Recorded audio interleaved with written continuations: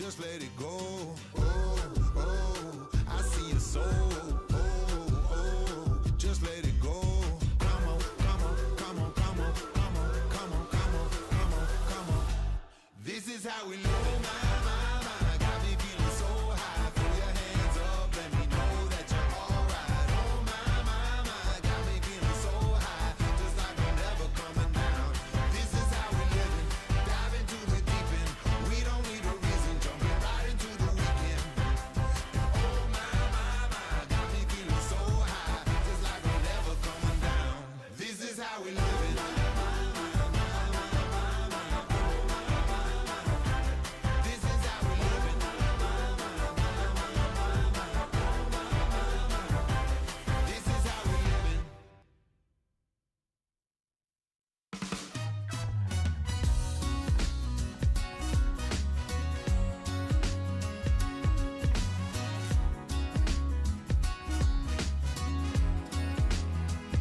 Everybody wants a good life and a home. Everybody wants a good friend when they're alone. And everybody don't want nobody to know that everybody's got a soul with a great big hole in the middle of it. Life's a riddle and we try to solve it. So when it's dark, look on the bright side. And when it rains, wait on the sunshine. Everybody likes getting them good vibes, 'cause everybody's got a heart on the inside. We could take all the hard lessons, that little loving, and turn them into blessings. Don't complicate it, keep it simple. Just work hard and be nice to people. Oh, just work hard and be nice to people. Work hard and be nice. I don't need a castle or a throne. I'm just trying to do a little more right than I do wrong. And I don't want nobody to know that I got a soul with a great big hole in the middle of it. And I'm just trying to feel a little of it. So when it's dark, look on the bright side. And when it rains, wait on the sunshine. Everybody likes getting them good vibes, 'cause everybody's got a heart on the inside. We could take all the hard lessons, that little loving, and turn them into blessings. Don't complicate it, keep it simple. Just work hard and be nice to people. Whoa, just work hard and be nice to people. Just work hard and be nice. So keep your eyes to the skies and your feet on the ground. And if you got a frown, I hope you turn it around. And don't let nobody ever tell you you can't be who you wanna be or who you wanna see in this love or this life or this game. So when it's dark, look on the bright side. And when it rains, wait on the sunshine. Everybody likes getting them good vibes, 'cause everybody's got a heart on the inside. We could take all the hard lessons, that little love, and turn them into blessings. Don't complicate it, keep it simple. Just work hard and be nice to people.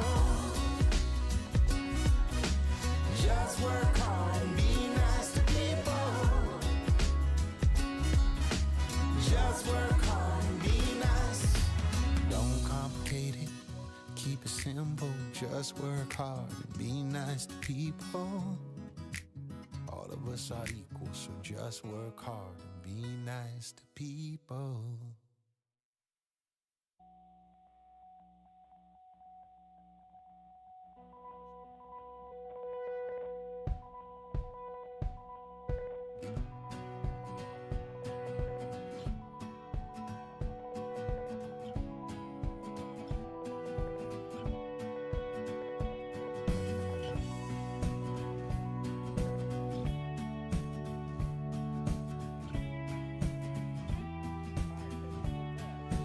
Test, okay. They're not going to turn us on until they stop the music. Are you ready? Yeah. Okay. Are you okay on that side of the stage? Yeah. I don't see our slides, but hello, Right there. hello, fellow pilots.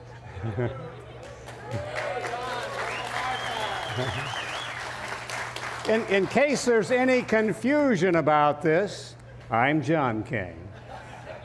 And I'm Martha King.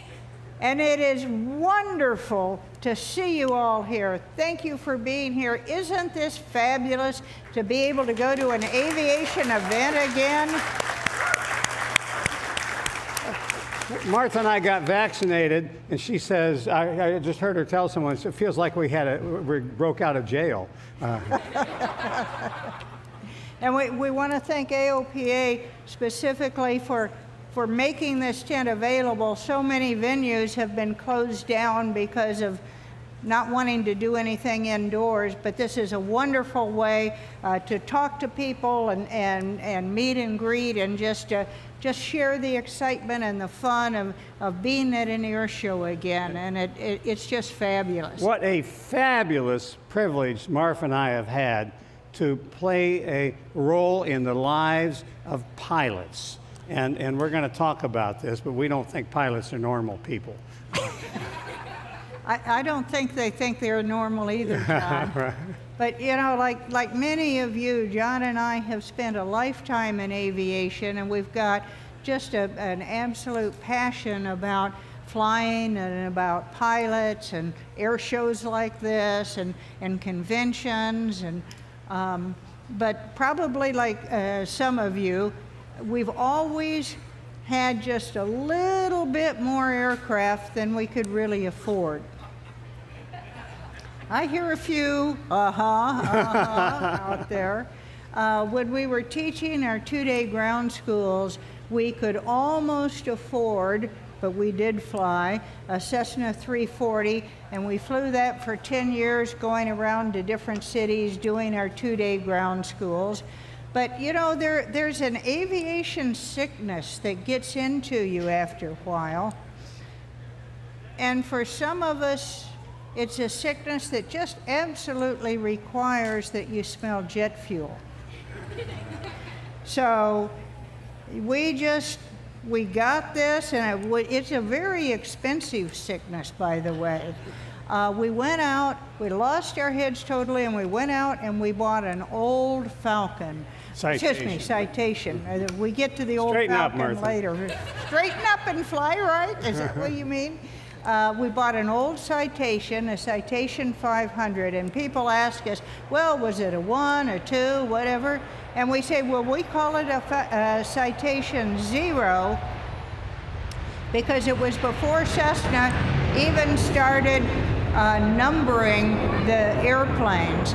So it was one of the very first business jets ever built. It was a beautiful step-up airplane because of systems and somewhat similarity and switch configuration, and a great step-up airplane for us.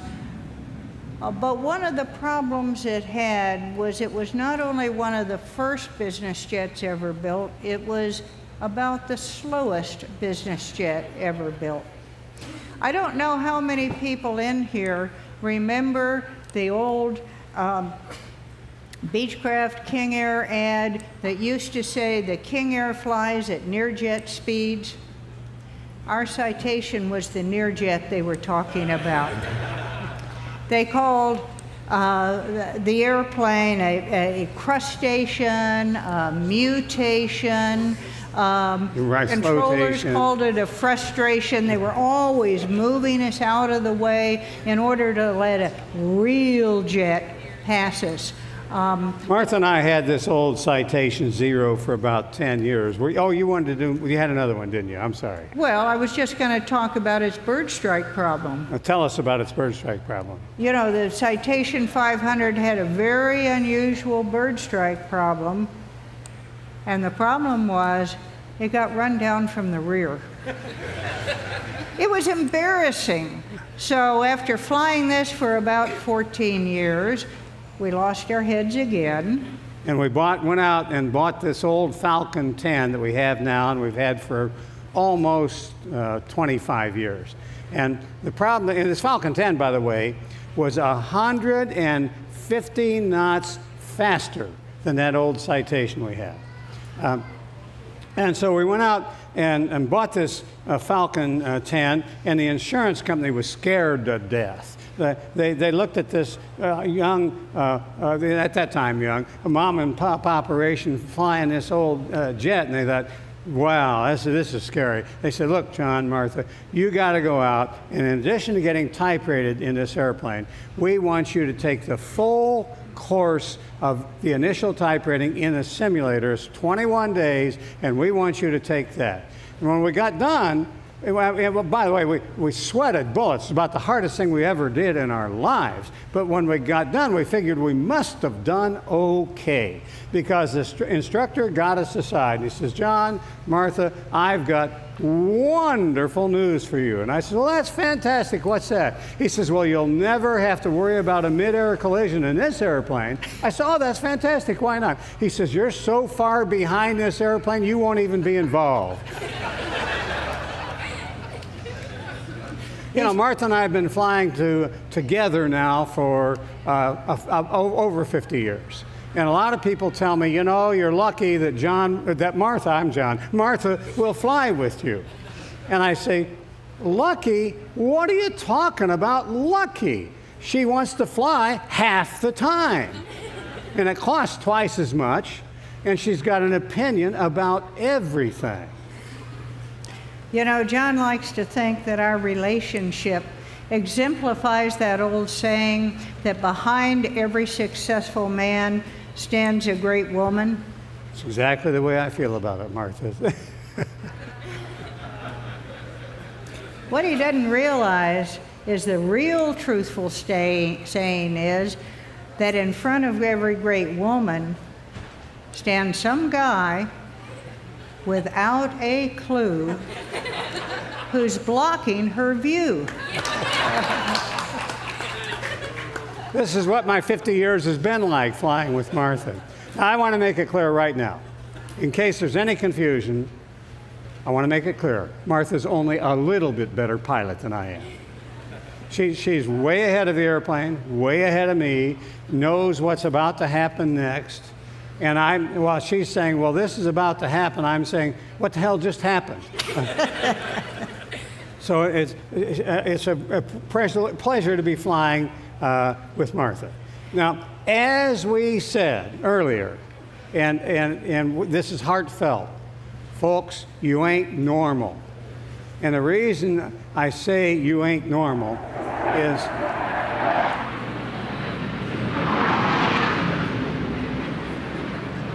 normal people don't put extraordinary effort into things over a persistent, long period of time.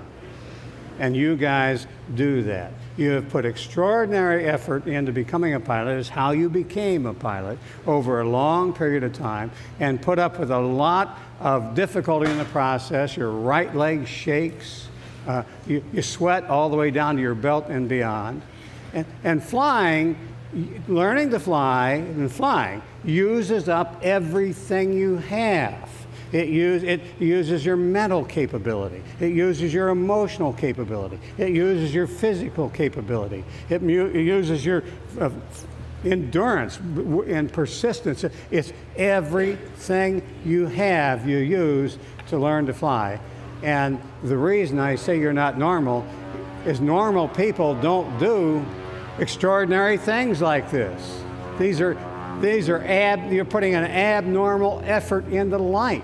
And I have to tell you, it is a tremendous privilege for Martha and I to have played a role in the lives of so many abnormal people.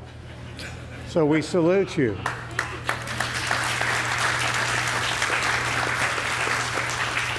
And if you want to have someone hang around good people, an airport is a great place to do it, because there are good people at an airport. There are people who are contributors to our community. All of those things that we talked about, pilots have a passion, they have lots of interest, they're always learning, and all of those things have to do with being successful. That's how you become successful. It's how you make a contribution to everybody in life. So we, Martha, are surrounded here by a bunch of wonderful contributors.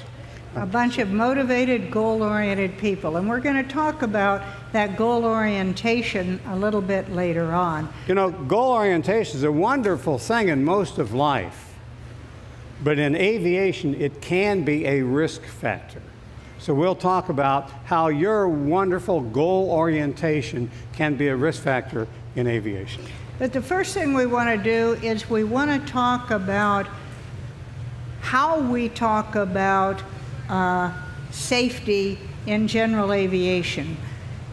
The thing about discussions of safety, honest discussions of safety, is that for us in general aviation, they are particularly important to have with each other because we don't have all of the systems that keep airline pilots safe. Airlines have an incredible safety record. They also fly with 2 pilots in the crew with a cockpit voice recorder. They have a dispatcher. They have their own separate maintenance people. And we're doing all of those functions as general aviation pilots. So we need to be honest when we talk about safety. You look like you're about to say something. Well, yeah, I thought it was my turn. That's just what I thought. So in general aviation, rather than having managers of risk management, it's all up to the pilot. And I'm going to tell you, I don't think we're doing as good a job at it as we could. And I'm going to ask you a question to illustrate why. Now, I'm going to ask you a question, and I'd like for you to think about this question. And if it's yes for you, what I would like you to do is put your hand up and leave it up and look around the room. And here's the question, and it's a biggie. How many people in here know someone personally who was killed in a general aviation airplane? If it's yes for you, put your hand up, leave it up, and look around. And if you look around the room, you'll find out it's about half of us. Folks, we need to do better. We can and we will do better than that, but one of the steps we need to take to do better is do a better job of talking about safety and get a better vocabulary on the subject. One of the problems regarding discussions about safety in the industry generally is that the vocabulary in the discussion often is not helpful or insightful, and it can at times actually be counterproductive.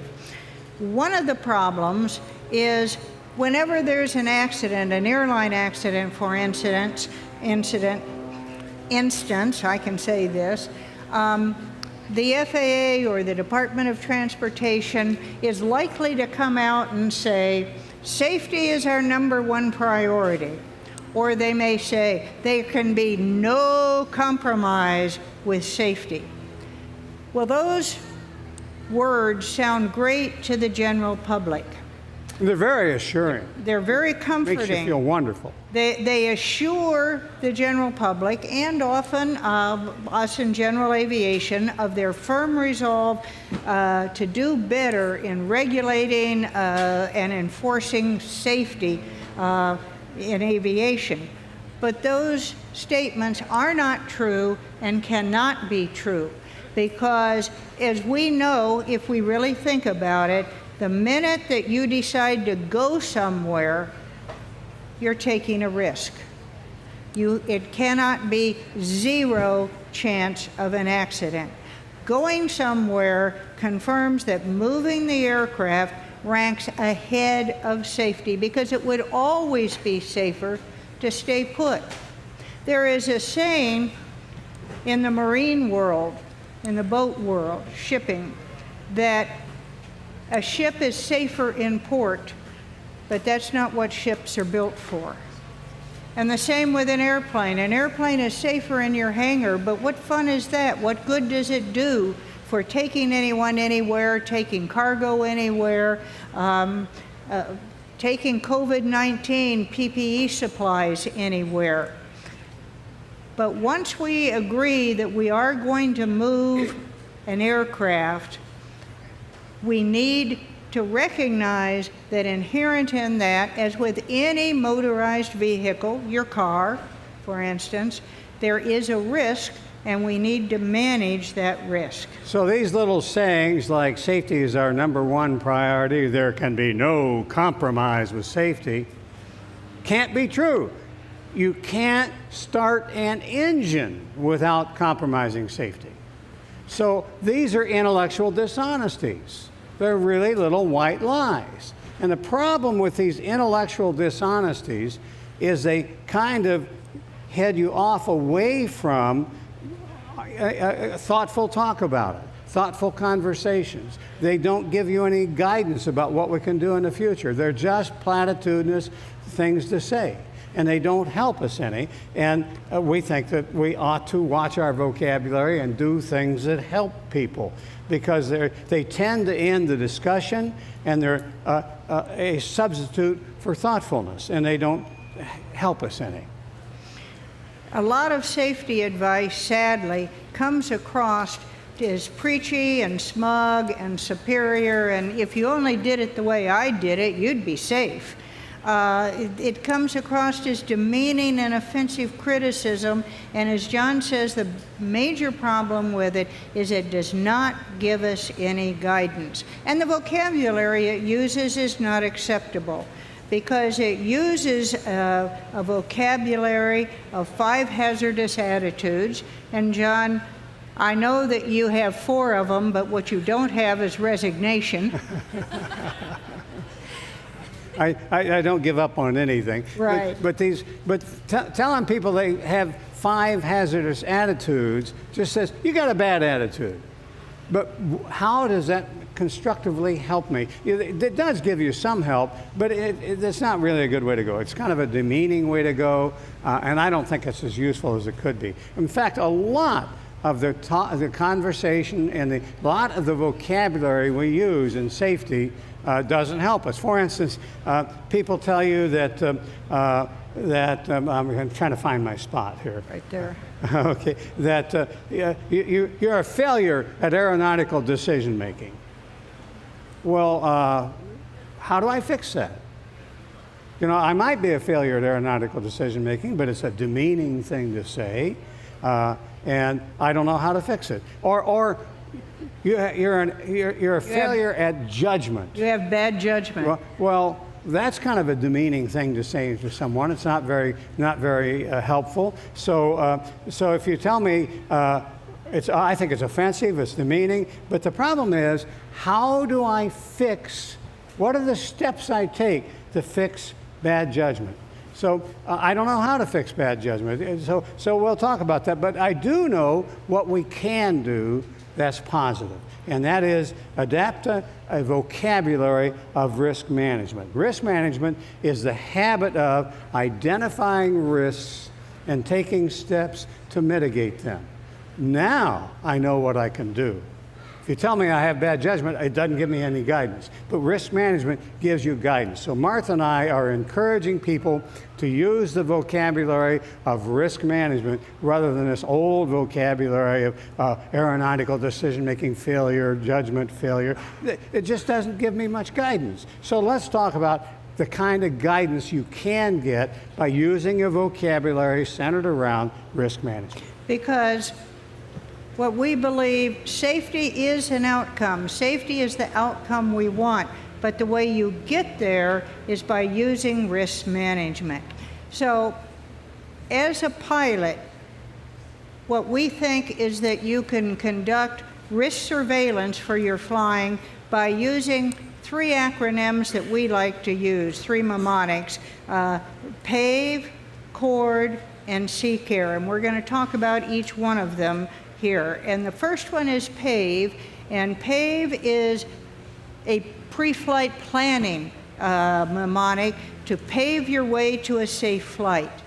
The P stands for the pilot, the A for the aircraft, the V for environment, the environment you're operating in, and the E for external and internal pressures. So what we're saying is you're getting ready to go on a trip, and you think first of all about the risks associated with a pilot. And the obvious thing is, am I the right pilot for this trip? We're going to fly at IFR, am I instrument rated? We're going to fly a twin-engine airplane, am I multi-engine rated? We're going to fly at nighttime, am I current at night? Am I the right person to do this trip? And it doesn't mean you can't go. It just means you might go at a different time, a different route, a different airplane. So what you want to do is make sure that you have matched the pilot, which would be you, with that trip. And so we want to start off thinking about the pilot, and also how you feeling. You want to use what the FAA uses, the I'm safe mnemonic. Do you have an illness? You have a bad cold? Are you feeling lousy? Did you just get your COVID number 2 shot? This is not the day for you to go then. Are you taking any medication, like cold medication, makes you drowsy? Are you under stress? Are you really having a hard time? Are you going to be a good decision maker? Are you going to be a good physical controller of the aircraft? Alcohol, of course, is a problem. Fatigue and food. A lot of people will work all day and then decide to go off on a trip in the evening. They're fatigued and they haven't eaten anything, and they take off and they're going to fly the airplane. It's probably not in their best shape right now to fly the airplane. And finally, emotion. If you're mad at the world, it's not the best time. The way to work it out is not go fly an airplane. So you think about, I'm safe for the pilot. Am I the right pilot? So you're thinking about the risks associated with the pilot, and you figure out, how can I mitigate those risks? We're not talking about a no-go decision here. What we're talking about is, how do we mitigate risks that we identify? And we're using PAVE just simply to put those put risks into identified categories so we can organize our thoughts and think about them a little bit better. Now, the A stands for the aircraft. And what you want to think about, how does this aircraft match up with this trip? If I'm going to go at night, well, is the aircraft equipped for night? Does it have lights? Can you see the panel? Are there exterior lights? And if it's not equipped for night, either get it equipped or go at a different time. If you're going to fly a high altitude, is it an aircraft that's capable of high altitude? Well, if it's not capable of high altitude, go around the mountains. Just some way to mitigate it, but you want to think about, is this the right aircraft? Am I utilizing the aircraft in the right way? So that's what the A is. Does it have the range for the trip? Is it just barely enough range? Maybe you should, instead of just barely getting there, plan a fuel stop, which may require a slight change in your routing. But mitigating the issues that the aircraft presents may let you go when otherwise you might look at it and say, I don't think so. The V in PAVE stands for the environment that you're operating in. Daytime, nighttime, are you going to be out over the desert at night? If so, it's like an IFR flight. You need to be aware of that. Are you going to be operating in busy Class Bravo airspace? Are your communication and piloting skills up to that? Are you going to be going over a big stretch of water or over the mountains? What environment are you going to be operating in? And the E stands for the external and internal pressures.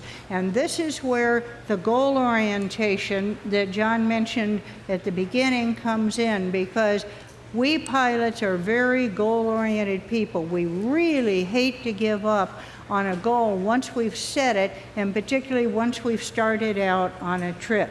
And what you don't want to do is let the external and internal pressures make you ignore risks. Those pressures are things like, why are you going?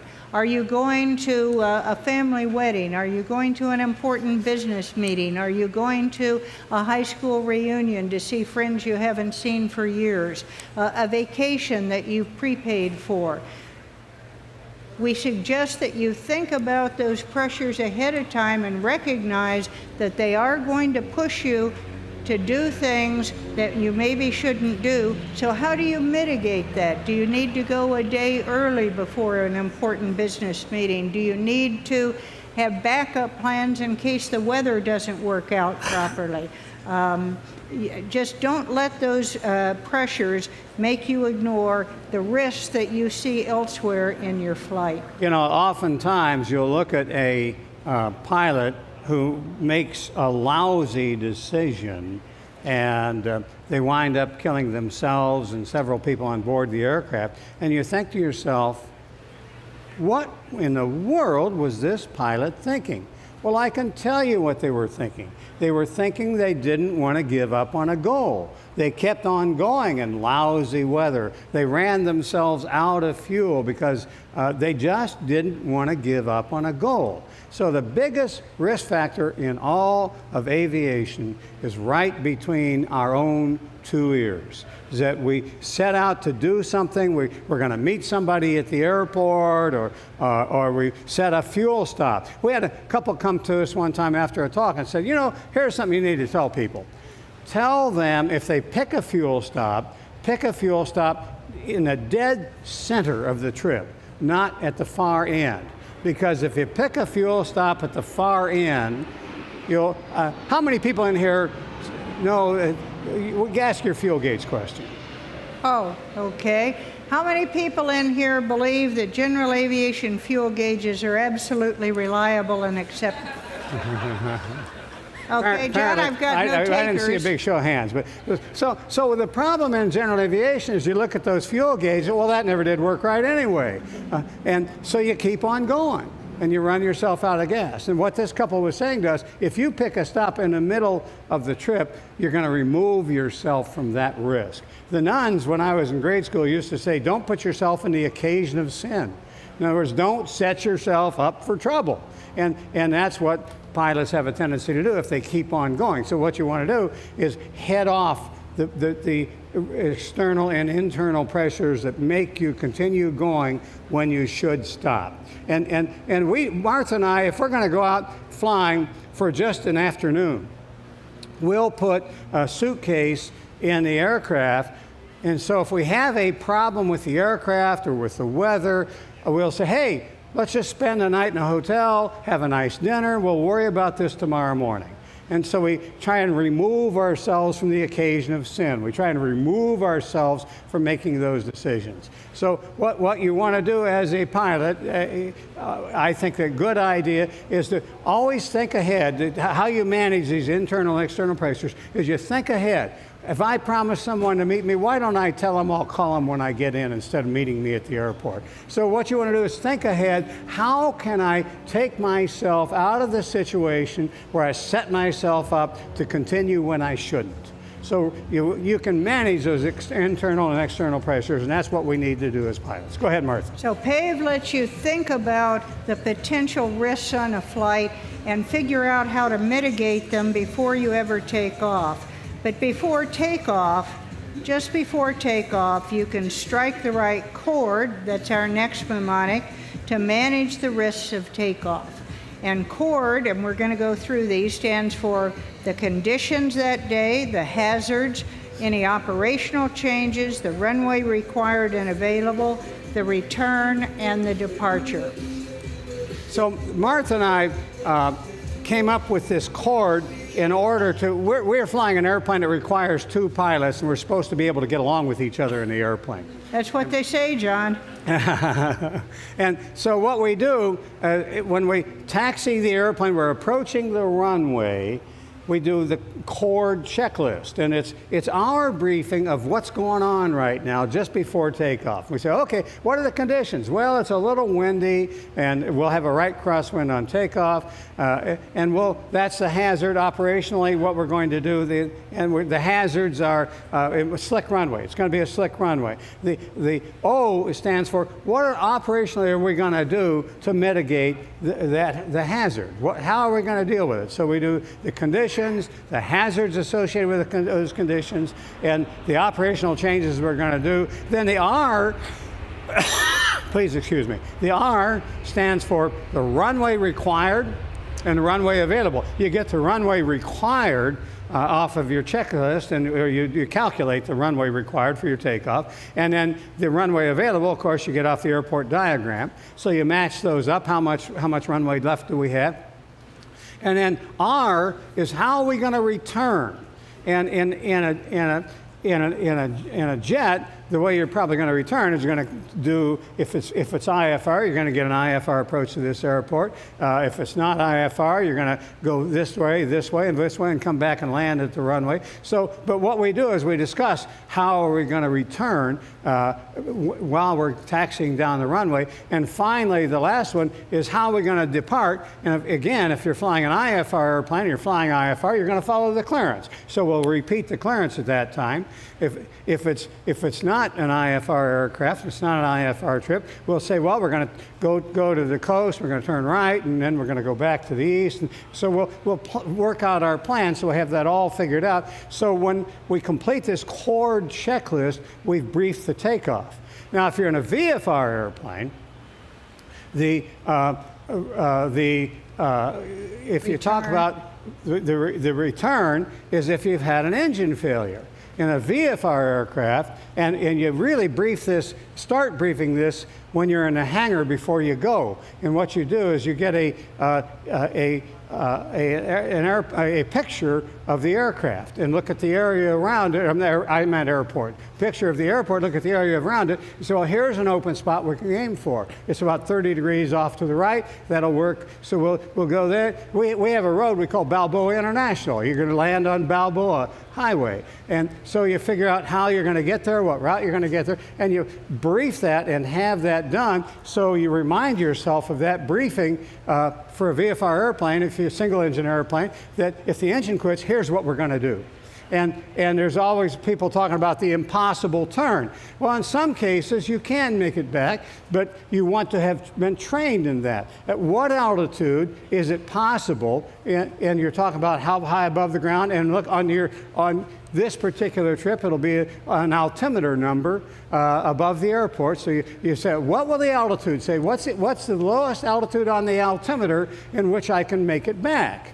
And so you say, well, we can do it at, say, 1,300 feet MSL. So you say, okay, above 1,300 feet MSL, we have an option of going back. So you brief this with yourself or with other people, and here's the pitch attitude I would use, here's the bank angle I would use, and here's how I would get back. And if you're going to do it, you probably ought to have tried it before, because it's not all that easy. And but there is an altitude above which it's doable and reasonably safe. So what you want to do is brief these through before you take off. So that's what we do with the chord briefing. It's just a briefing before takeoff. If it's a two-pilot operation, you go over it with each other. If you're by yourself, you just go through that and refresh your mind on what you're going to do as you put the throttle forward and go, and the options of whether we're going to continue or whether we're going to return and how we're going to do it and under what circumstances. And that's the chord checklist. So now you've taken off and you're airborne and you're en route. We use the mnemonic C-CARE, take care to manage risk while you're en route. And C-CARE stands for changes, and then consequences, alternatives, reality, and again, the external and internal pressures.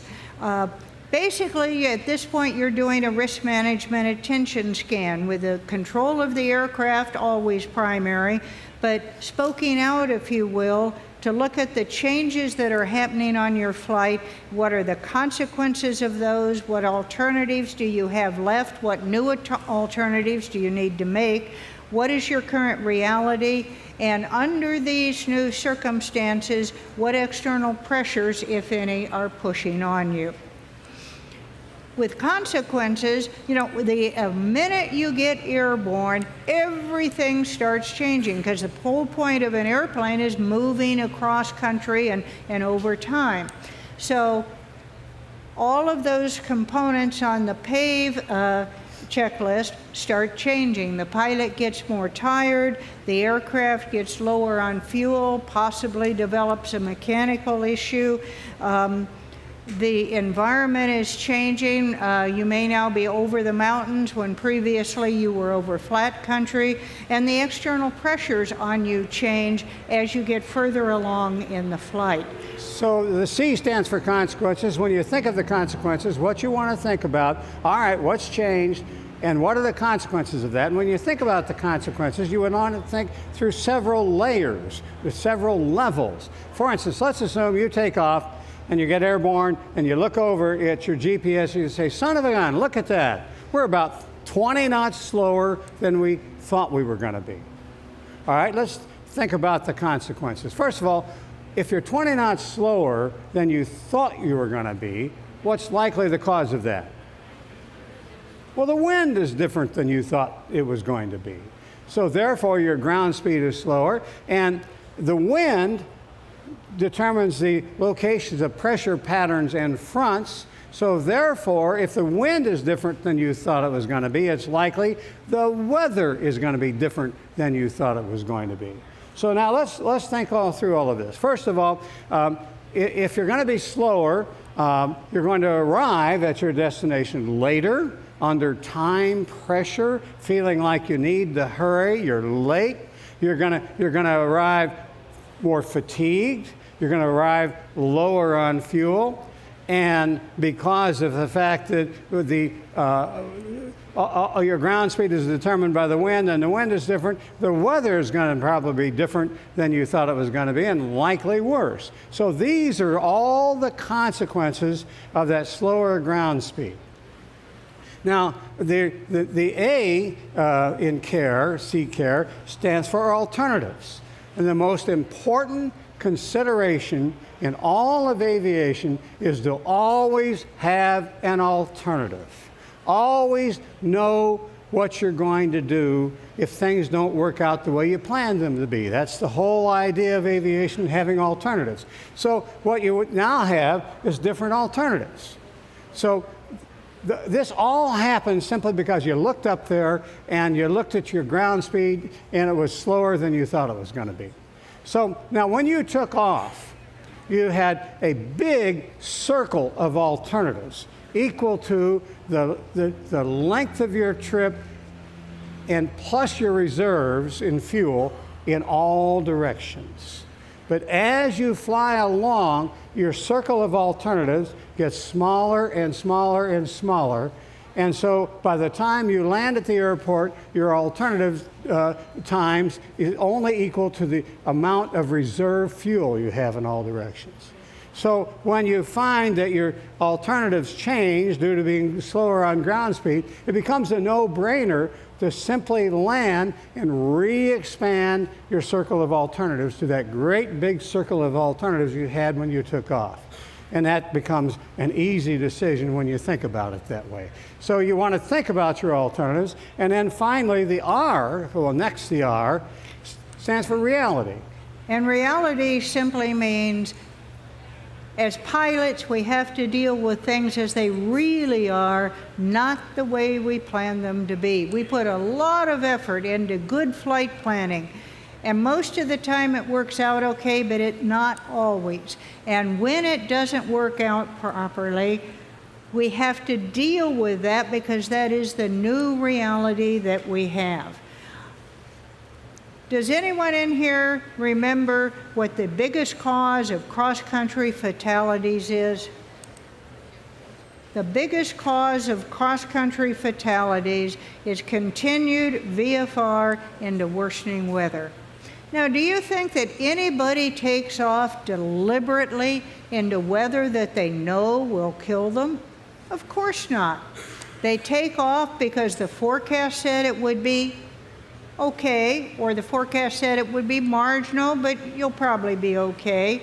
And things got worse than they expected. And what happened? They just kept right on going as if nothing had changed. Reality means that when things change, you do have to change your plan. So let me ask you a question. Why do pilots continue going in conditions that they know will kill them? Because they deny reality. Why do they deny reality? Because it interferes with their plans. They want to keep on going. It's in between these two ears that the pilot says, I want to keep going. Well, a lot of times the pressure that makes you deny reality is in your ears, in between your ears. It's you. It's goal orientation. You hate to give up on a goal. And we said earlier, goal orientation is wonderful in almost all of life. But in aviation and as a pilot, it's a risk factor. So what you need to do to think about this goal orientation is understand before you go and as you go, remind yourself of what would make you continue going when you really shouldn't continue going. What pressures are pushing you to go on when you really shouldn't? And so that takes care of the reality, and that takes care of external pressures.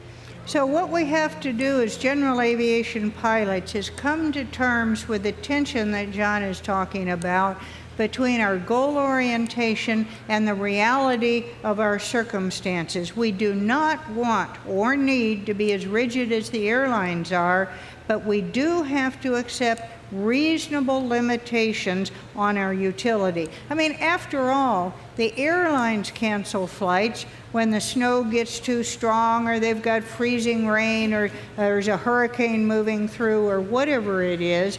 And we need to realize that because of the much lesser capability of our airplanes, we're going to have to cancel more often than the airlines do for conditions that are not bad enough for them to have to cancel. But we have to accept reasonable limitations. You know, we had the show of hands earlier of people that we knew who got killed in general aviation aircraft. And what we said is that means we're not doing as good a job as we could do. And the reason for that is we have the option of not doing as good a job. If you're a crew on an airliner, a lot of these things are predetermined. You don't have the option of keep on going or landing in an airport below minimums because the company just won't let you do it. You wouldn't have a career afterwards if you do that. But in general aviation, we can get away with it. We have more flexibility and more room. So what we need to do is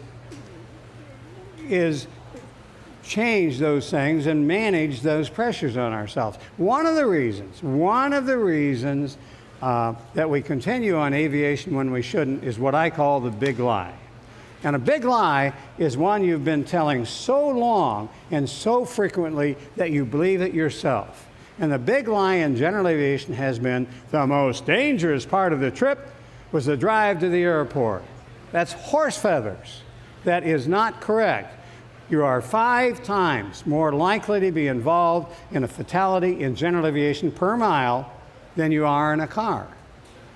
The flight part in a general aviation airplane is by far the most dangerous part. But if we deny it, we're trying to keep on going and we don't want to change anything. We cannot afford to deny that anymore. We need to accept that reality. And we know that we need to change things and we need to manage the risks in aviation.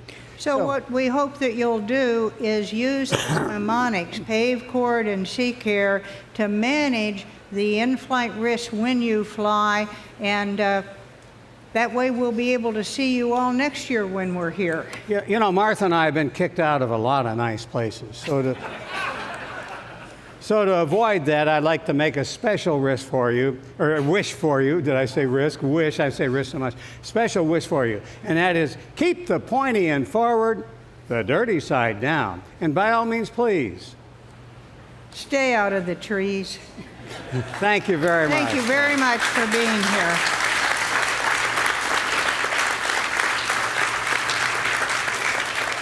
And I think we have times for someone to ask us questions or argue with something Martha might have said. Ooh, that's dirty, John. Before we get kicked out of here. Right. Yes, sir.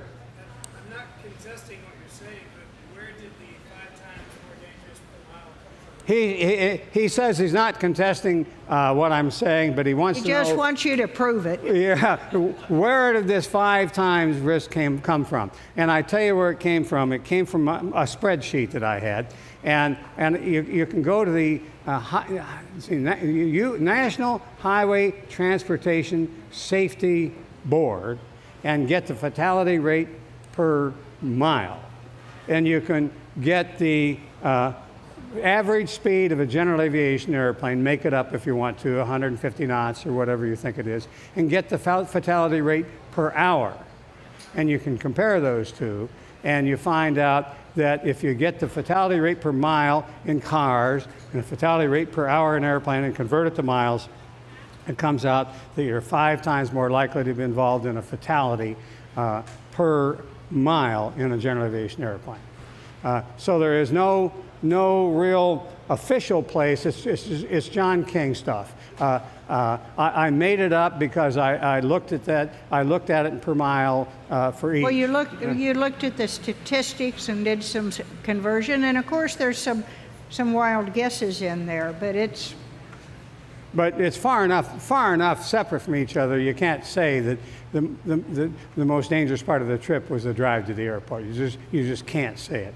And you can say it for commercial airlines without question, but not for general aviation. But the airlines, by the way, they're off the scale.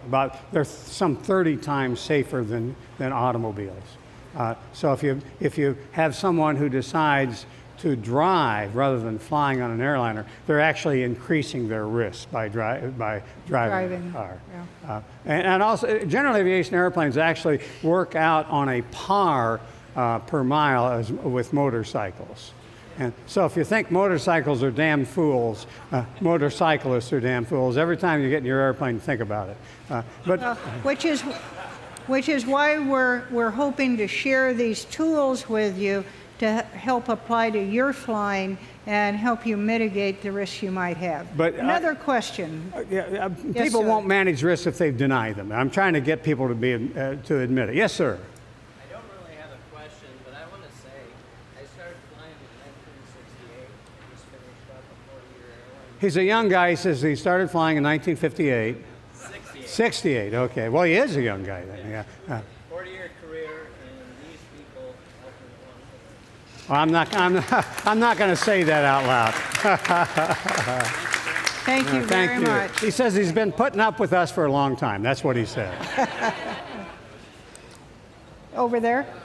I'll piggyback off of that. I started learning how to fly 25 years ago, and everything I learned that was worth holding on to, I got out of your videos. Please don't go out and kill yourself, all right? Thank you. One of the things that I always remember from the videos is what is legal is not necessarily what it seems. That would be true.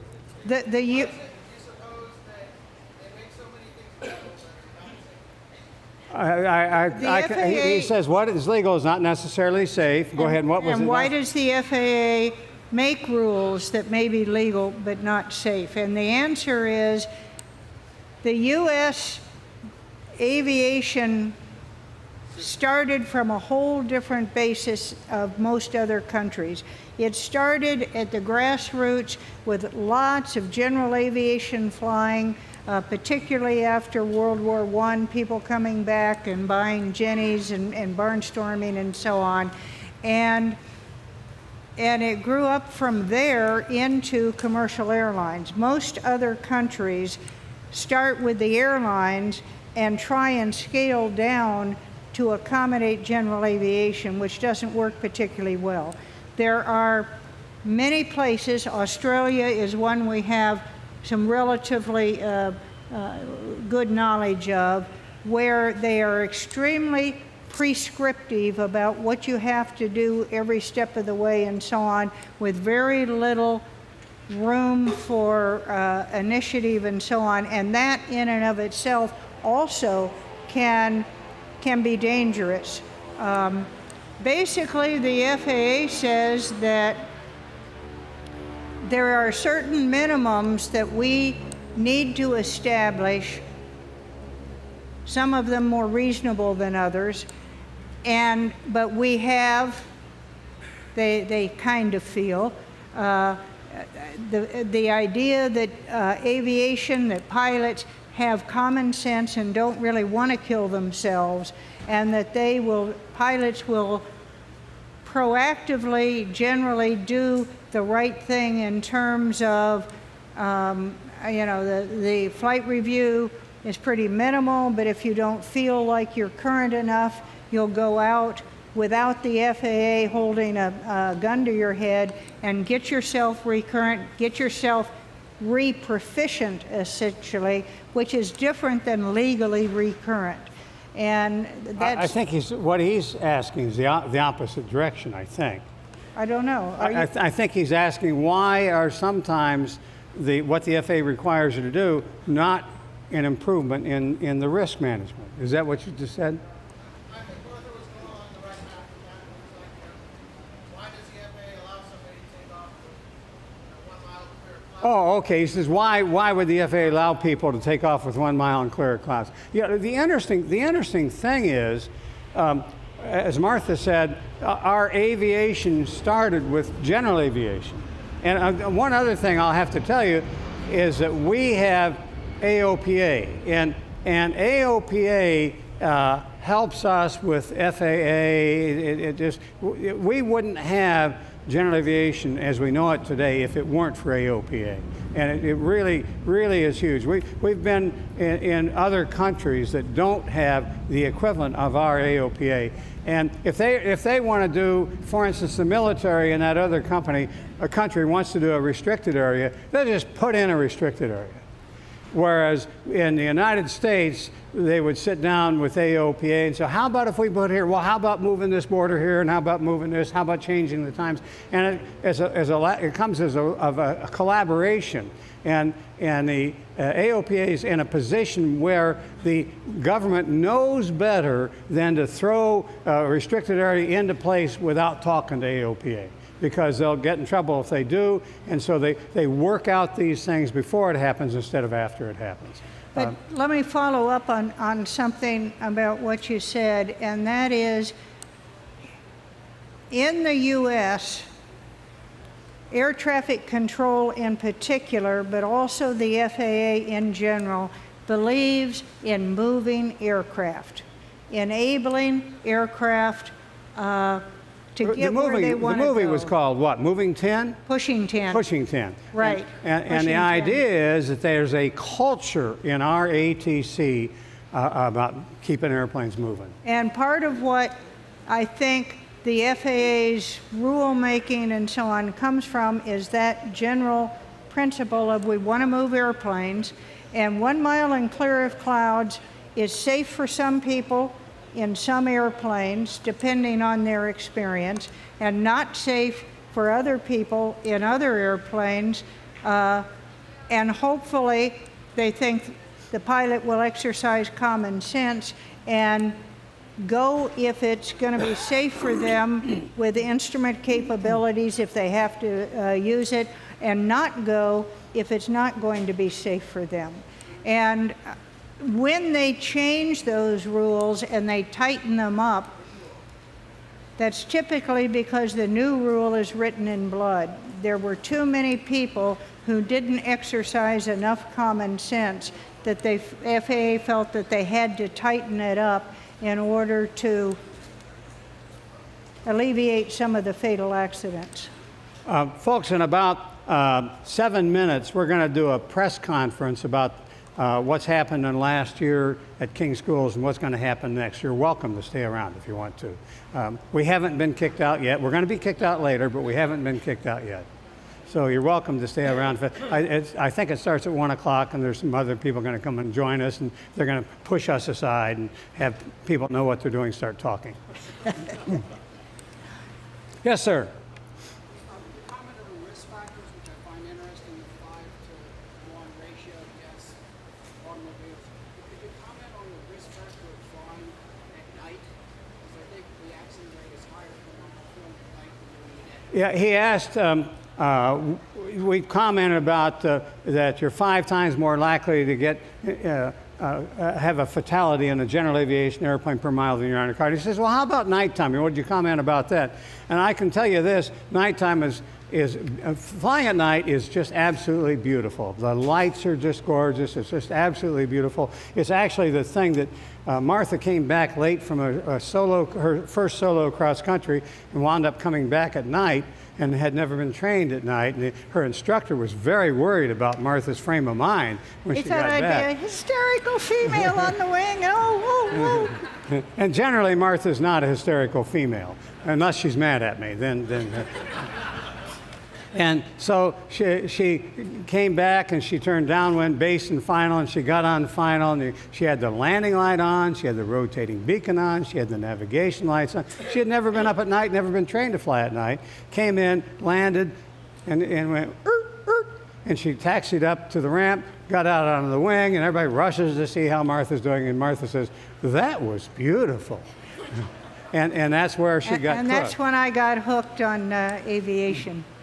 Up until then, I was doing it kind of grimly. I wasn't going to let John be out at the airport having all the fun while I was stuck at home. But after that flight, I was just... So nighttime is beautiful. And nighttime is smooth. Nighttime is also risky. You can't see the terrain. You can't see some of the obstructions. Some are lit, some are not. Mountains are not. And you can't see the clouds. Yeah, I think there are people who have the numbers on it, and well, I don't. AOPA would have the numbers, Yeah, but I don't. yeah, I don't yeah. have them.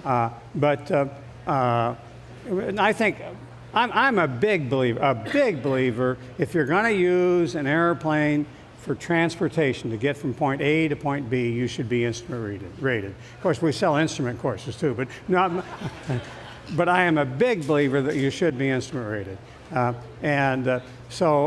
think nighttime depends on whether you're instrument rated. I think it makes, and instrument rated, instrument equipped makes all the difference. But I don't know. I'm sure people have the numbers, but we can make something up. But we don't know the numbers. Any other questions? Yes, sir. I just want to thank you for one thing in particular, and that is, I guess you could call it the confessionals you had about some of the risk management mistakes you've made in years past with the South Dakota forced land. Yeah. Right.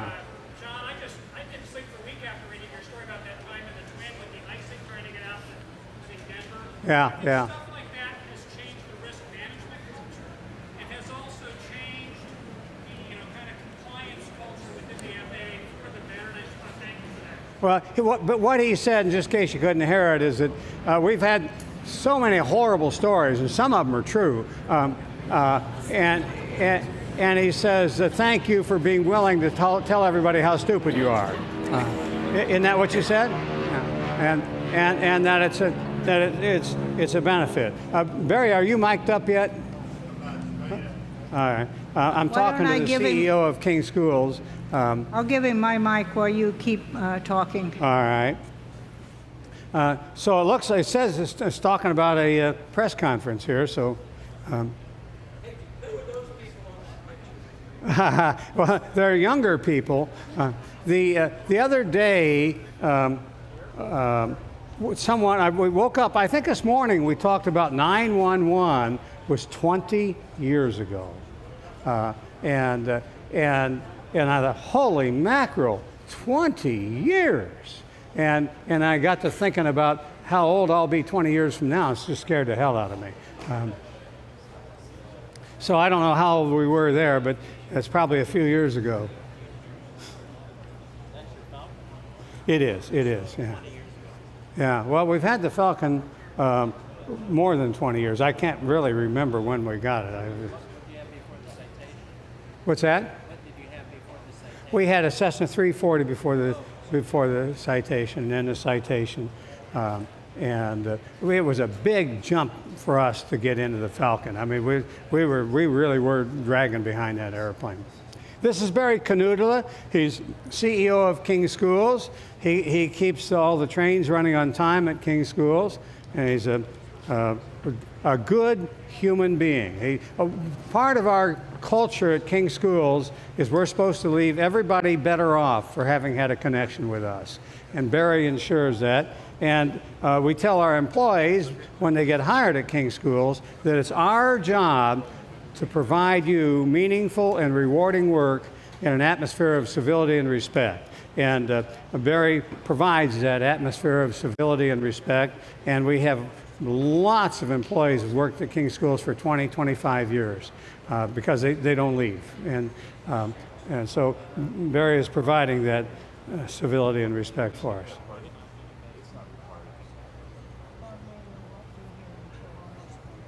John, Yes. can you tell him that's the end of the talk? And I'm being managed here, and I'm supposed to tell you this is the end of the talk. If you want to stick around, we're going to probably start up again in what, 5 minutes? About 5 Going minutes. in about 5 minutes. Okay. And where are we supposed? We're supposed to get a seat here, right?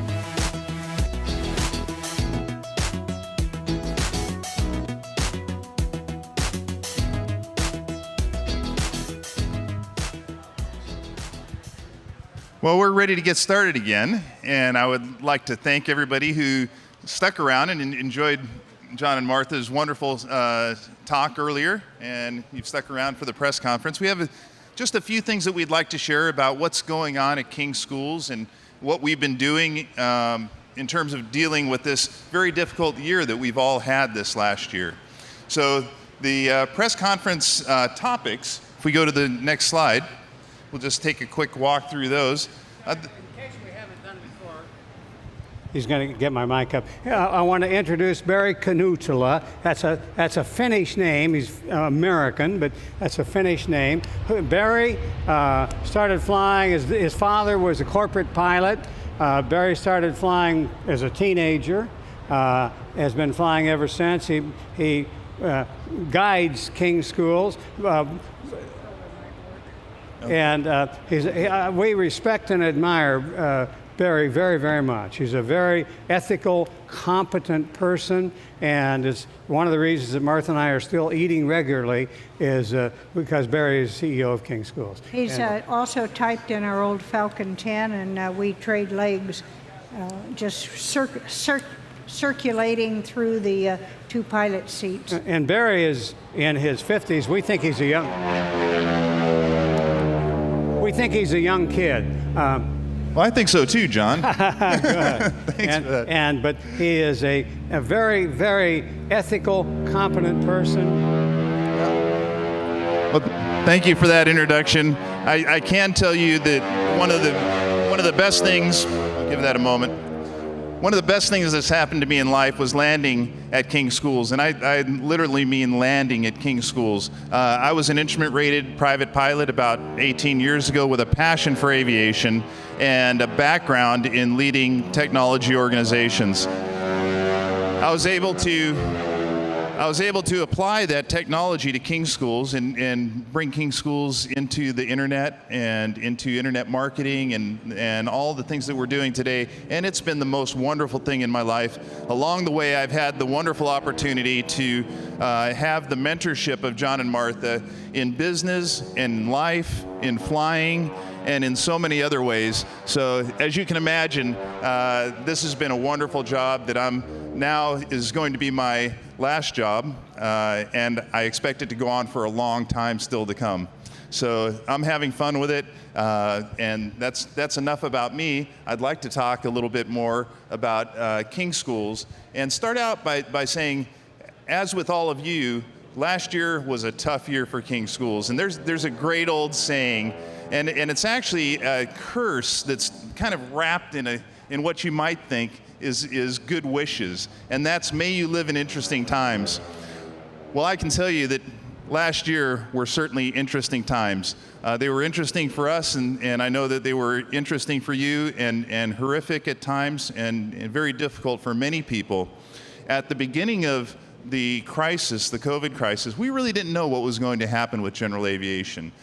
We had ideas that maybe it would do well, but also that it was going to be impacted tremendously by a restriction in travel, the impact on the airlines, the pipeline for pilots. We had a lot of concerns and a lot of insecurity. As things turned out, general aviation is resilient. We have the type of people that don't give up easily.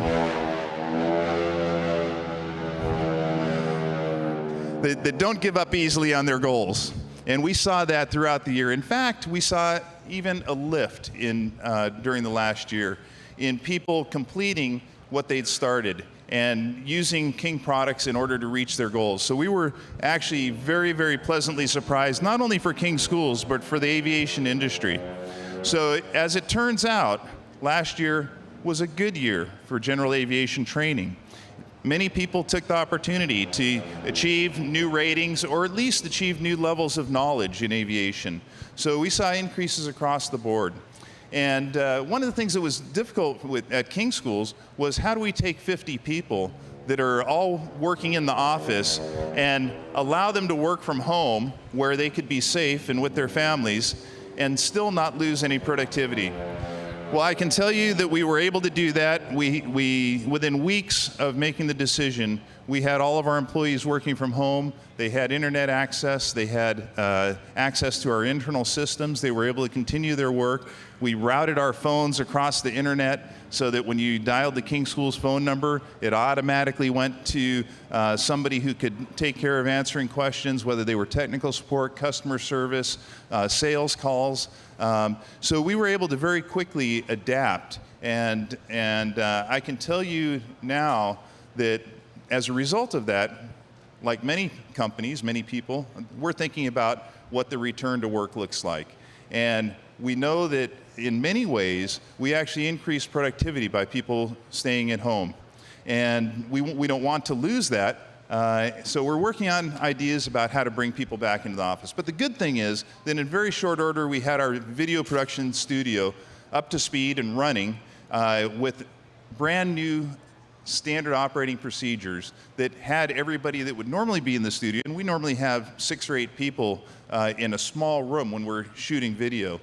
We were able to distribute those people out to offices within the building and provide them with video feeds, provide them with an open intercom so they could talk back and forth, and we were able to get back to shooting video very quickly. So as we looked forward, we're also now returning to doing in-flight video. And that's very exciting for us because over the last year, we've had the opportunity to think about how we do online or in-the-air video.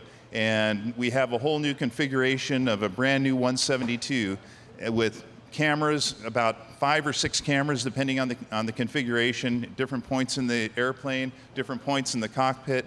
And we're going to be able to do much more I would say more instructive video by using many different camera angles to show and demonstrate concepts and ideas. And so we're very excited to return to flying and shooting video from the airplane. And we're going to start out with reshooting all of the flying videos, the preview videos that we have in our Cessna courses, and that's going to spill over into reshooting all of the flying video in the King courses as well. So that's been a big step for King Schools, and in some ways that little breather that we had gave us the opportunity to rethink some things that are going to end up producing even better quality video. So we're looking forward to that when we look at this year and onward. So just wanted to give you a little bit of background about the impact of COVID on King Schools and where we're at now, which is very well positioned as we all come out of that. And there's even more return to flying, and as the airlines start hiring again and we're ramping up more and more programs to produce airline pilots, King Schools is ready to take advantage of that. So the other topics that I have, then we're going to go through these. I have slides for each one. We have a brand new marshaling video course. We have the promotion of an employee that we'll talk about. And I'm really looking forward to introduce to you our 2021 scholarship winner for the NAFI King School Scholarship, and we'll talk about that. And then we'll look a little bit into the future and take your questions. So starting out with aircraft marshaling. So that's our latest free video course. And we've been making a habit out of creating free video courses for the flying public on areas that we think really need to get out there. There's information that needs to get out. They're small chunks. We've got about 13 of those courses so far. The latest one is aircraft marshaling. Now, just go ahead, John. Of course I can. How many people in here have ever had formal instruction on what the hand signals for marshaling mean? Have you ever taken a course in it? A few have, all right. I hadn't. And so our idea is, and this is a free course, to make available a course in those hand signals that many pilots don't get in their career. So I'm sorry, that was my contribution. Thanks, John. And that's true. I never had formal training on aircraft marshaling. And if you look through the various PTSs and ACSs for the ratings that somebody goes through, even becoming a professional pilot, I have not found anything on aircraft marshaling signals. So it's something that we looked at, and especially how many people were actually marshaled coming into Lakeland or to the satellite airports coming out here? A couple people were. And I'm sure that a lot of the signals make sense. You look at them and you can kind of follow them. but many people don't necessarily have the security to know absolutely that's what that means. They may be able to follow the marshaller in typical situations and get parked, but we wanted to go a little bit deeper and show each of the signals, how they work, and make sure that the pilots understood how they work. So here's the big problem, right? And it turns out right now I'm working on reshooting a lot of our fundamental of instruction course for aspiring CFIs.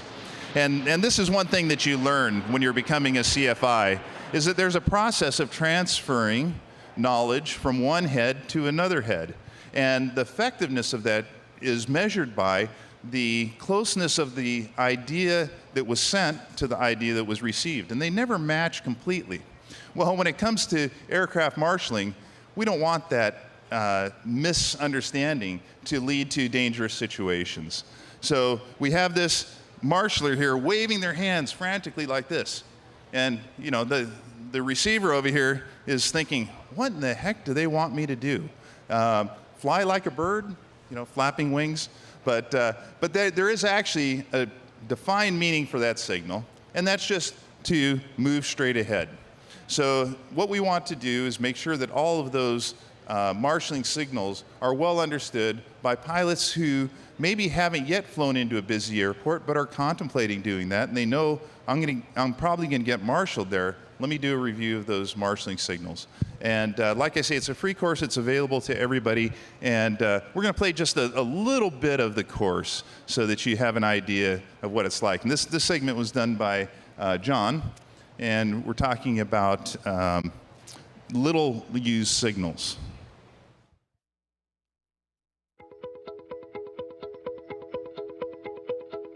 You know, there are so many wonderful things you can do in aviation. In fact, the whole idea of aviation is to go places and do things. And that can sometimes expose you to new airports and new experiences where you see marshaling signals that you don't recognize, especially at an air show or a fly-in, or even just arriving at a bigger or busier ramp than you're used to. That's because some marshaling signals are just not used very often, or they apply to both departing and arriving aircraft. So here are a few signals that don't fit into any one category. For example, sometimes on a large ramp, they will send a marshal. Okay, so I'm going to stop there at a cliffhanger and leave you wanting to get the answer to that question. And so go ahead, you can go to kingschools.com, and you'll find on the home page the opportunity to register for and take the aircraft marshaling course. So you'll learn the signals used by marshalers on busy ramps, and you'll learn what they expect to see in response to those marshaling signals. So it's one of, like I say, it's one of 13 free courses that we offer. While you're there, take a look at the other 12 and see if there isn't something else that may be of use to you. We'd like to continue this path of creating free courses that are of service to aviation on specific topics that we want to make sure we get out there. Many of them are safety related. Okay, the next topic that I have is one that I'm very excited about, and that has to do with our professional course business. Now, a lot of you may be shaking your heads and saying, professional course business, this is King Schools, they don't do professional courses. Well, in fact, we do.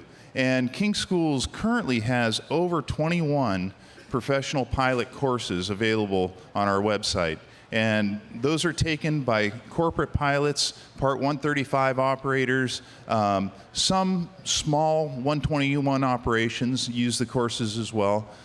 Those that don't have their own training departments. And we get those pilots over hurdles, and we give them the training that many of them have to have in their logbook in order to do certain operations as a professional pilot. Many of those having to do with international operations, international procedures. So what we've done is we've taken a look at that business and decided this is an area that we really want to put a lot of emphasis on in the future. And part of putting emphasis on it was promoting Kim Hansen, who's been with King Schools for quite some time, to the position of business leader of our professional pilot courses.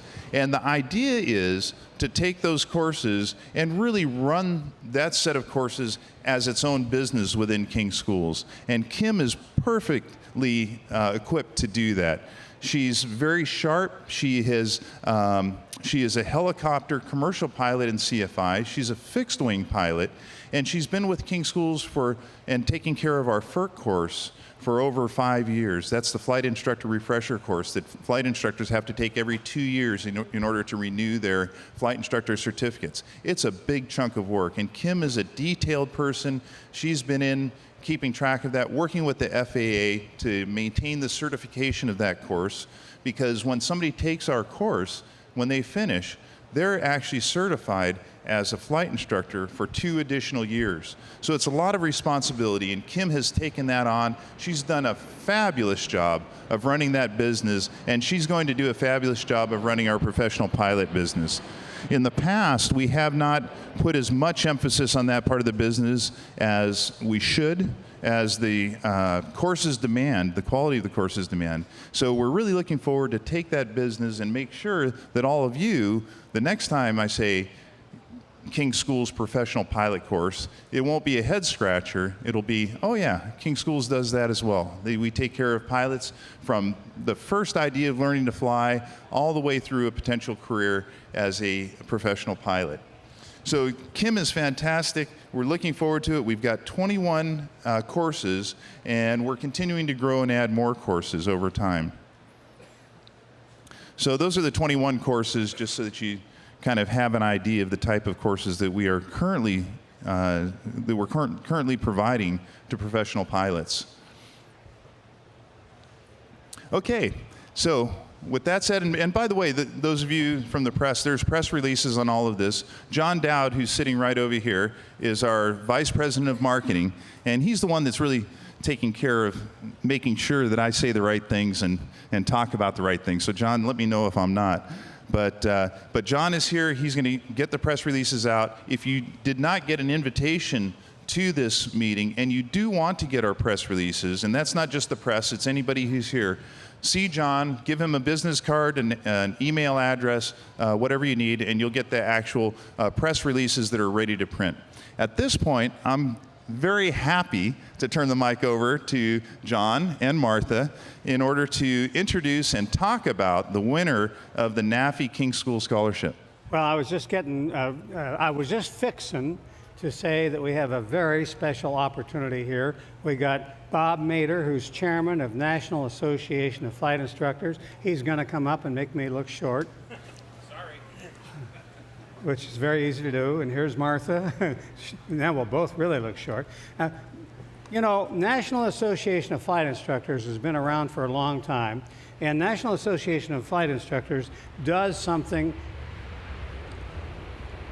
that is extremely important and extremely valuable, and it provides a sense of community for flight instructors in the United States. And Bob is chairman of the National Association of Flight Instructors.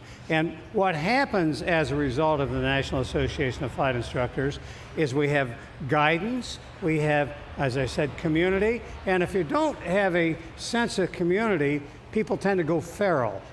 Flight instructors go off this direction, and we don't follow an organization. And Bob provides that organization that keeps flight instructors from going feral, and as a result provides a sense of guidance and a sense of knowing what's important in flight instruction.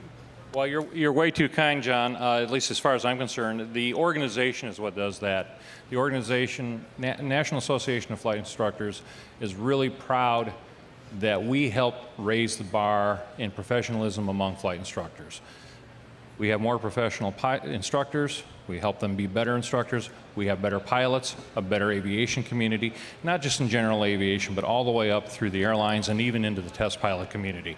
So we're really proud of that. And you've been way too kind giving me the credit. We have a lot of good people working for us. We've got Loretta Godby, we've got John Niehaus. They're the ones, David Hitchman, our editor, they're the ones doing the real heavy lifting for the organization. Now, I think for 5 years now, NAFI and King Schools have, am I right on 5 years? Yes, Collaborated on providing a scholarship for people who are or want to be flight instructors. That is correct. And so we have our new scholarship awardee. Alan, come on Come up. on up. Come on up. This is Alan Reender, and let me tell you the criteria for this scholarship. We decided we wanted people who were extraordinary people who were going to make a great contribution to the aviation community. We decided we wanted people.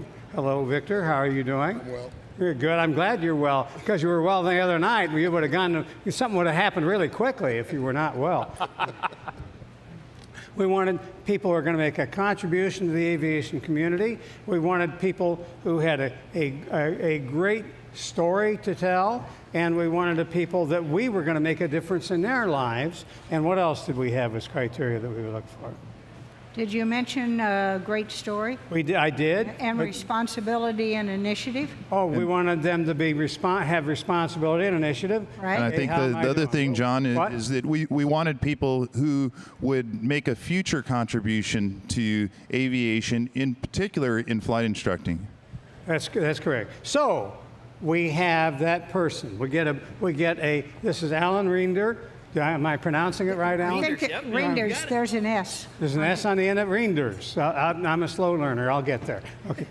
So we get a list of candidates and very laboriously go through the list of candidates. But Alan made it easy because he bubbled popped to the top of that list. And I'll tell you why he bubbled to the top of that list. Alan had a beginning career in law enforcement and in other areas, but decided he wanted to be in aviation.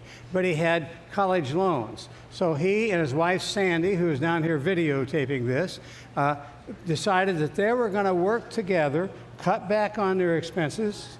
I'm hitting the chair. Cut back on their expenses, and they were going to pay off their college loans, which they did, and they wanted to do that before they started spending money on flying. So they worked, cut back their expenses, lived on what kind of food? A lot of canned chicken. A lot of canned chicken, okay, and held their expenses back, paid off their college loans, and then started spending money on flying. And he's now working on his flight instructor certificate. We hope to make a difference in that. So Alan won the scholarship to help him get his initial CFI. And that scholarship, can we back up on the slide?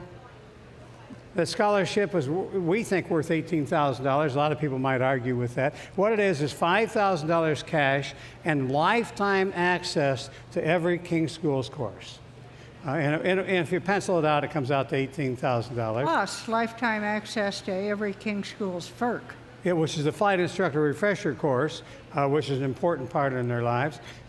And so he's going to have to put up with us for a long time.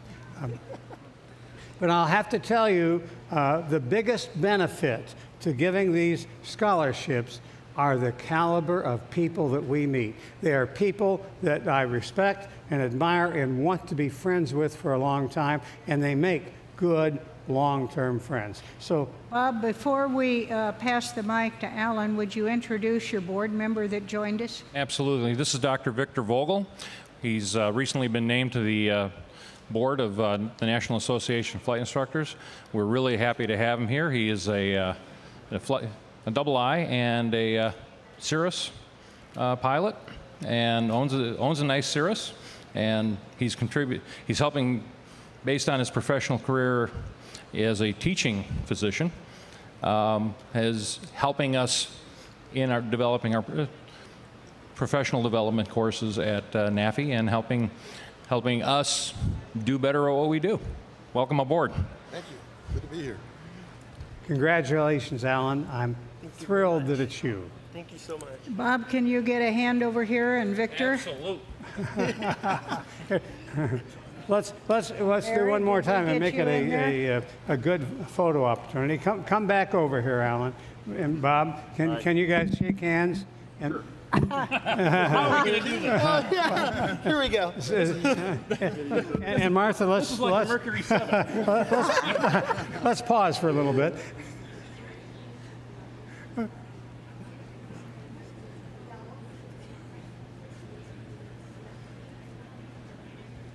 All right, thank you. I just want to thank John and Martha. First of all, I've never been one for public speaking, so if you're going to throw tomatoes, I just ask that you take them out of the can first. Now's your chance. Huh? Yeah, yeah. Right.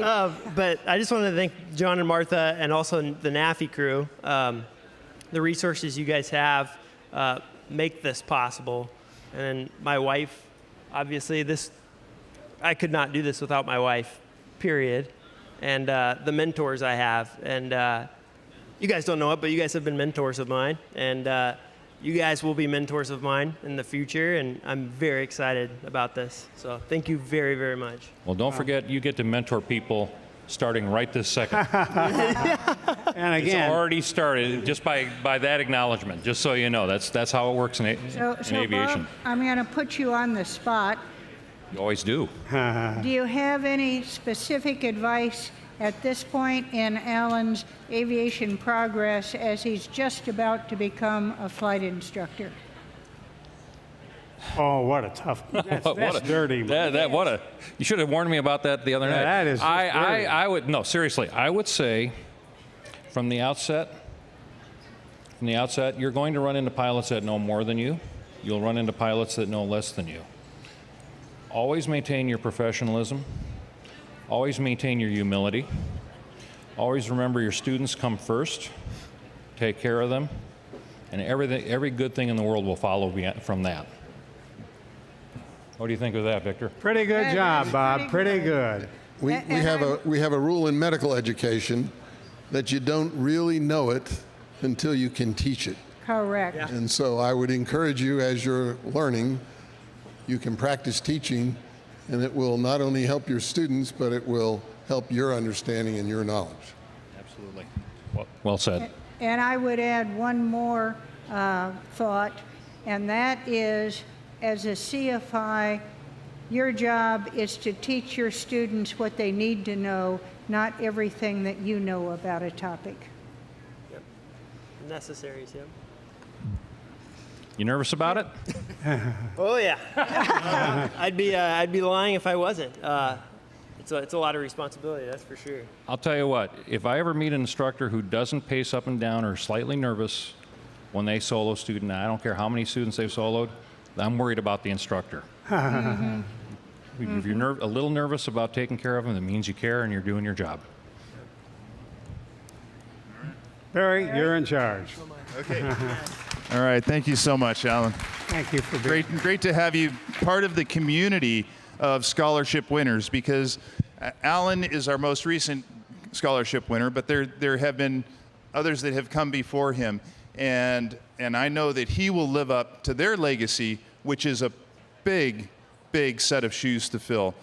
Each one of our winners that we've had of this scholarship have gone on to accomplish their goals and are active members of the aviation community and are doing good things for aviation. I know you will too, Alan. Thank you so much.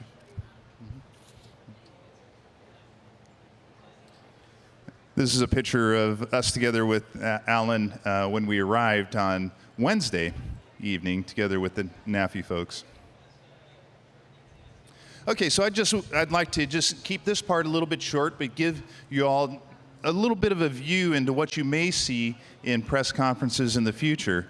And looking to the future, we're obviously looking at a post-COVID world, and one in which the hiring demand for pilots is going to increase dramatically once again, most likely to levels that have never been seen before.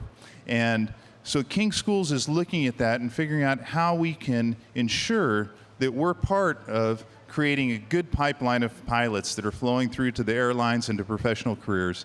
Our professional pilot courses are part of that, but a bigger part of it is really in creating good relationships with the organizations that are going to train many of those pilots. And that includes both flight schools and colleges and universities. And just like we promoted Kim to run our professional pilot organization, we do have another woman, Pamela Olson, who is running our colleges and universities program. And I'm not at liberty to name all of those organizations right now because we don't necessarily have their permission to state who they are, but I can tell you that this is a growing and a rapidly growing part of King School's business, because what we're seeing is that many more colleges and universities are putting together programs to put pilots all the way through and get them a college degree in the process. So King Schools is going to be working on that. You're going to see coming out and being promoted even more a new King Schools study method to ensure a high score on your written exam. And that will include what we have always done, which is make sure we teach the material first and we prepare the customer for their test second. The preparing their knowledge is never going to go away. It's core and fundamental to King Schools and what we do. An area that we're going to work on is doing an even better job at preparing people to get a high score on their test. It's more important than ever that our customers get a high score, and our average score tends to already be in the 90s. But our students want to do even better. They want to get in the high 90s, 98 and so on. And we have a methodology that we're developing to ensure that they get there, and we have additional tools that we're building to ensure that they get there. The biggest tool is a new flashcard app, which will be debuting in the next month to 2 months, where customers, just before they go take their written test, the last thing that they'll do is go through this flashcard application and very quickly go through the knowledge and make sure that they have each element of the knowledge that they need to do well on the test by flipping through cards in a flashcard kind of format. So look for that. Another thing along those lines, as more and more people are moving to the airlines, there's a big gap between what you need to know as a general aviation pilot, even a corporate professional pilot, and when you move to a Part 121 airline. There's things that like pushback and about how you coordinate with dispatch, how you act as an airline pilot within a Part 121 organization. And we're going to have a course for that. It's in production right now, and it'll be just a couple months out from being released. And it's being done by somebody who has a lot of experience in that area. We brought in a subject matter expert who knows exactly what needs to be done. He's a airline pilot. He's a trainer for the airlines, and he's going to give a great perspective for people that are just making that jump to the airlines, so that when they show up, they know the language, they know the terminology, they know what's expected of them. So that course is coming up. With King Schools, we're putting an emphasis on growing our professional courses, our colleges and universities, as well as continuing to develop our core content. So big thing for us is when you've got 90 courses, it's a lot of work to keep them up to date, and which we do religiously at King Schools.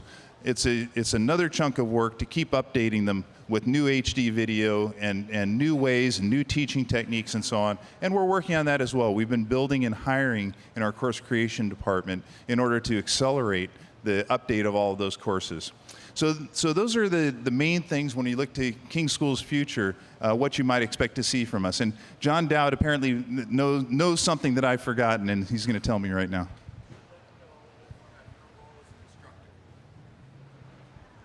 So John wants me to do something that I'm not terribly comfortable in doing, and that's talk about myself.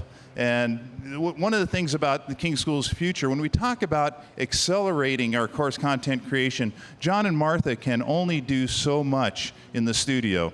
And as we build our studio, as we have been doing, so that it's capable of doing more, we need to bring on some new on-screen instructors to supplement what John and Martha are doing. And somehow, I got elected for that. And how you got elected to that. Barry is really, really a good instructor, and really, really good on video, and has a wonderful demeanor, and it comes across. He makes it, our role at King Schools is to take relatively complicated material, clarify it, simplify it, and make it fun.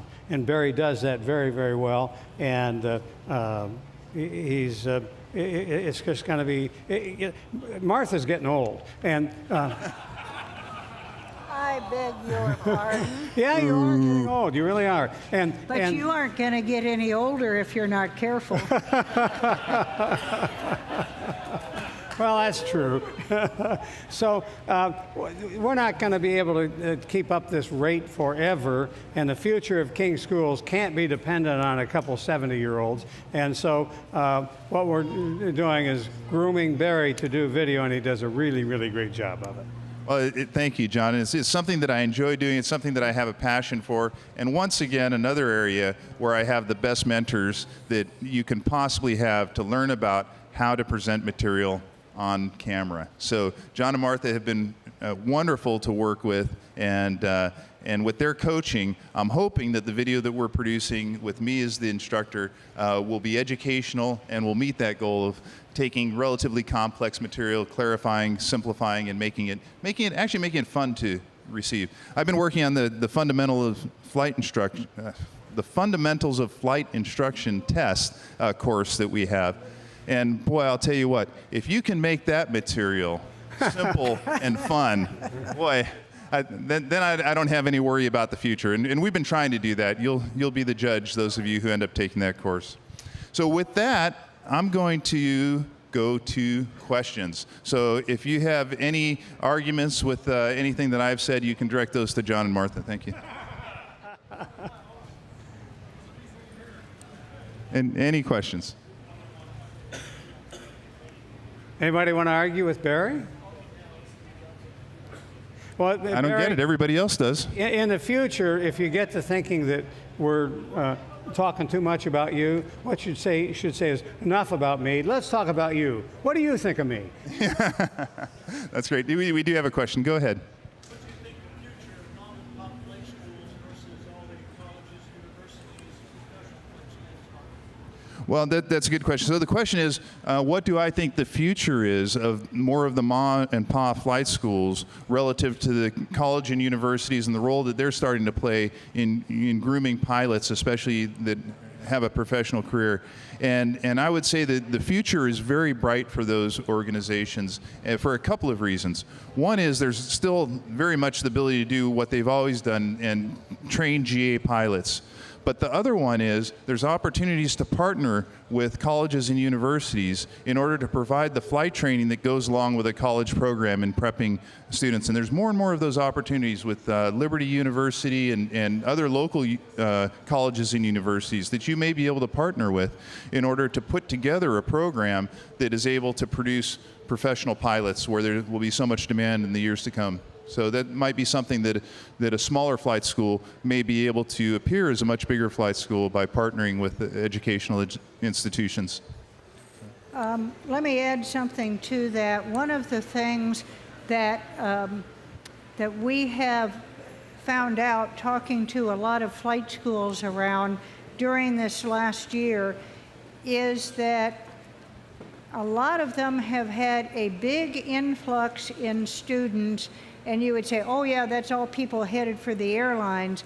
But a significant number of the mom and pop flight schools and even some of the bigger ones that we've talked to say, no, these are people that, because they were working from home and they didn't have an hour commute each way, chewing up their day, had both the time and now and the money to satisfy their drive to learn to fly. And these, a whole bunch of these new students were not career-oriented people headed for the airlines. They were people of various ages, but particularly 30, 40, 50s, who had wanted to fly all their life, and now they had the time to do it because of the work from home arrangements and layoffs and so on. And we're taking advantage of it. So they were getting lots of non-career pilots in, along with, in some cases, a fair amount of career-oriented pilots. But I think that's a very healthy sign. And the mom and pop operations are really the right place for people to go who just want to fly for fun.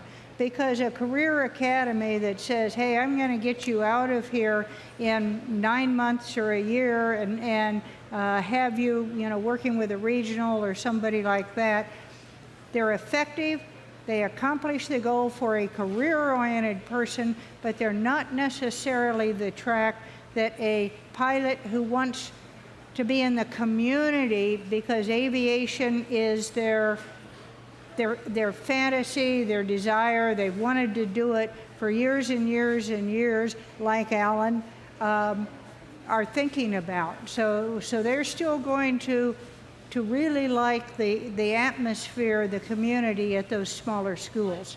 Sorry to bounce in there, Barry. That was great, Martha. Thank you. Okay. Question over here? Do you have any plans for an application that allows for Android phones to be able to download the material to be able to watch offline? Okay, so the question is, we currently have an Apple app which allows you to connect to our servers and download your educational content and take it while offline on your Apple iPhone, iPad, and so on. And the question is, are we going to do that for Android? And the answer is yes. In fact, the flashcard application that I was speaking about earlier will come out on both the Apple iPhone and Android devices initially. We've developed a whole new infrastructure which allows us to develop those two platforms simultaneously. So the next step after that will be to take our other companion app and pull out the current interface that's underneath it and replace it with this same technology, and that will get us to Android. I can't say exactly when that's going to happen, but I can tell you that it is a direction for King Schools. You got people writing code for it right now, isn't that correct?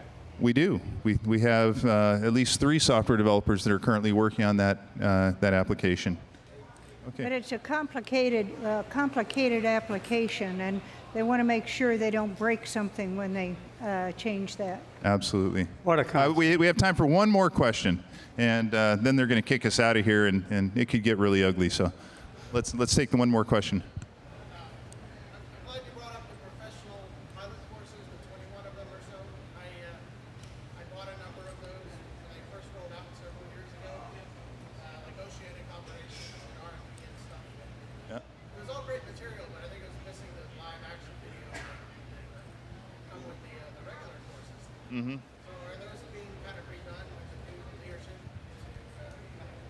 So the question is, currently most of our professional courses are done as a combination of textual material together with images and some animations. They are not video courses, as is kind of the core set of King courses for general aviation. So there were a couple reasons to do that. One was to allow professional pilots who need to get through the information really quickly. Most people can read faster than they can watch a video. And so some part of it was being respectful of their time. Part of it is also that it was easier to develop the application or develop the content and be able to get out more courses quicker and establish our professional pilot market. But I think that it's going to be up to Kim, and you may want to contact her at King Schools, and you can just call King Schools and ask to be transferred or for her address. But she is taking a look at the overall professional market and figuring out the best way to address the market, including changes to the way we're doing things now as needed in order to make sure that we're taking care of the needs of professional pilots. So that's great feedback, and I will pass that along to her. But if you have feedback like that, please contact Kim. Okay. Well, I would like to add one more thing to, Barry is exactly right on what he says, but I'd like to add a little bit more on the origin of this. Our professional pilot courses started with the RVSM course, Reduced Vertical Separation Minimums, in 2005. And at the time, our primary goal, as Barry says, was for professional pilots to be able to get through it quickly, and we wanted to have something that they could use when they were out at an FBO somewhere waiting for passengers to show up or whatever they might be waiting for. And at that time, the bandwidth just wasn't there, and the internet access at most FBOs in 2005, 15 years ago, was not there for us to be able to stream video to them and have them get through their programs. And we wanted them to be able to just, you know, mark it off fast at an FBO and move on. And so width is how it started. But obviously technology has changed, and the bandwidth is there now almost everywhere, and that's why we're taking another look at it, and that's a very good comment. Yeah. And not only is the bandwidth there, but we now have applications like the iOS applications that allow you to download videos and then view them later, even if you're offline. So that will apply to any videos that we do in the Professional Pilot series as well. Okay, well, I think we're about to get kicked out of here. So in staying ahead of the sheriff, I would say we need to cut it off here and run for the hills. But we appreciate so much all of you showing up and sticking with us, hearing a little bit about where things are now and where they're going for King Schools. Thank you so much for your time.